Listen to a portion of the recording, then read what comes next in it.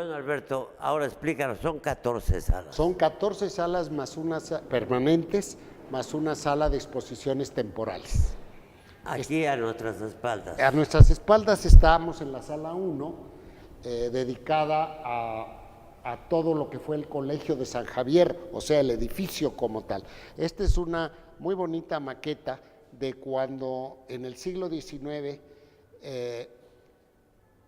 la zona central del edificio fue convertida en una cárcel, en un presidio, de las cuales los poblanos estuvieron siempre muy orgullosos porque fue inscrita en la más avanzada tecnología de la época, positivista, y con un cuidado renovado por la naturaleza misma compleja de vivir en prisión. Recuerdas que durante el gobierno de don Porfirio Díaz se puso hincapié en ese sentido. Entonces, esto es como lucía el edificio a fines del siglo XIX.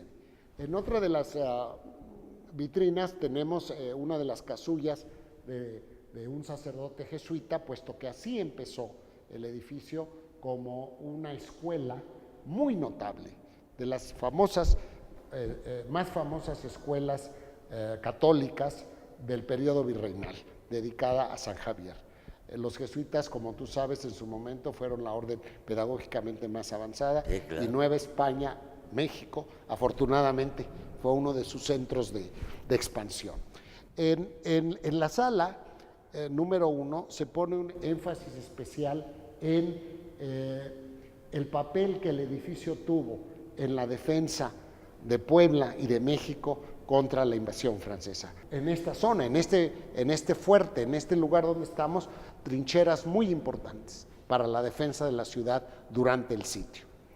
Junto, en la sala siguiente, hay una muy bella aproximación a lo que fue el ejército azteca o mexica.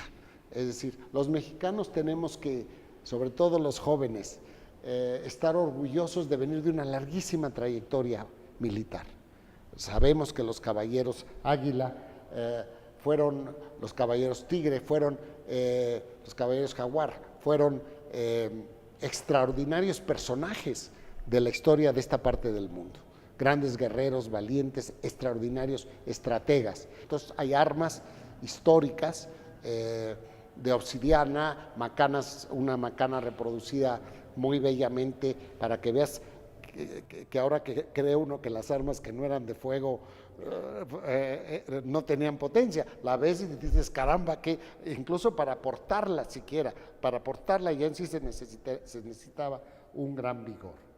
Después viene la sala 3, un recorrido por el ejército virreinal, o sea, los 200 y tantos años en las que México, que nunca fue colonia, siempre fue virreinato.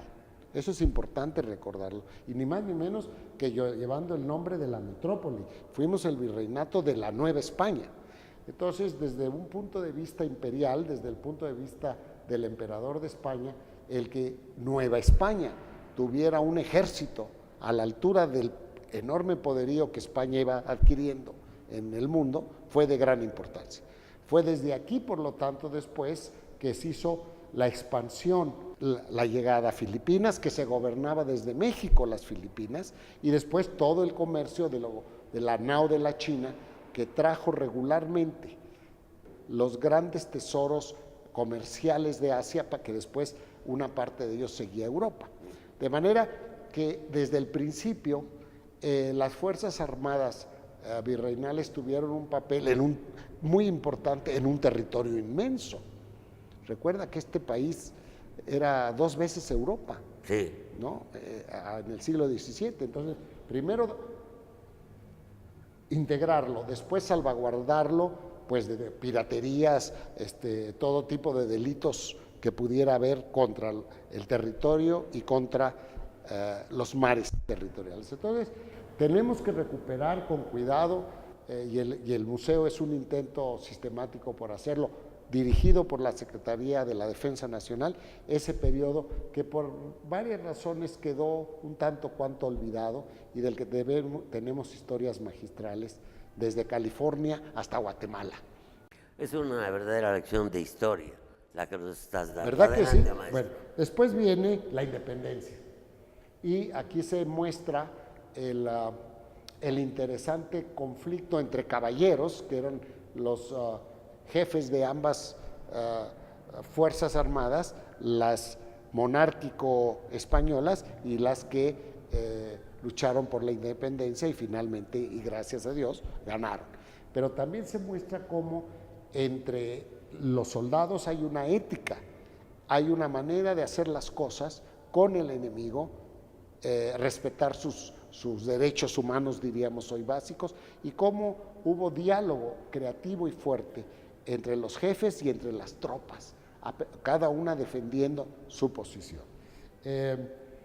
Después viene con el triunfo de la República, el que antes de eso tuvo que pelear la guerra contra los Estados Unidos.